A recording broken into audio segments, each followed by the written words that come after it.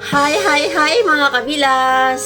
Ang pag-uusapan natin mga kabilas ay tungkol po ito sa ating pagiging magulang.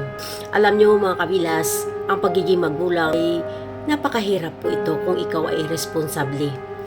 Hindi madali maging isang magulang kapag ikaw ay magkaroon na ng anak dito sa mundo. Sa simula na iluwal natin sila dito sa mundo mga kabilas, sa unang araw ng pagdapo nila sa ating tiyan, ay doon na po nagsisimula ang ating pagiging isang magulang. Pagiging isang ina. Alam niyo mga kabilas, ito lang po ang masasabi ko sa inyo.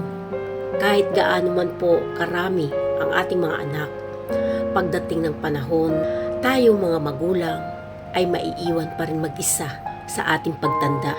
Bihira na lang mga kabilas ang magkaroon ng isang anak nalilingon sa kanyang mga magulang kapag sila ay mayroon ng sari-sariling pamilya.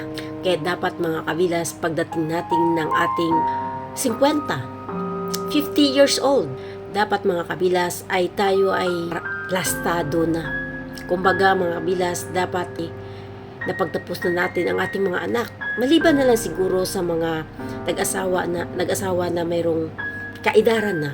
Pero ang masasabi ko lang mga kabilas na sana pagdating ng ating 50 years old ay tayo ay nakaplastar na.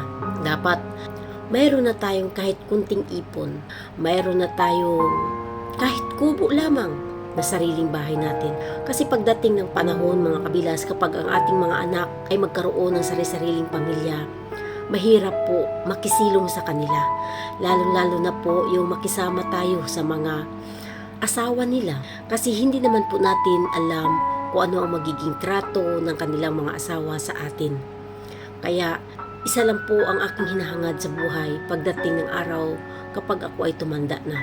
Ngayon na malapit na mapagtapos ang aking mga anak, siguro wala na akong mahihiling pa kapag napagtapos ko na sila ng kanilang pag-aaral. Ang tanging gusto ko na lamang mga kabilas, yung makapagplaster na rin sa buhay.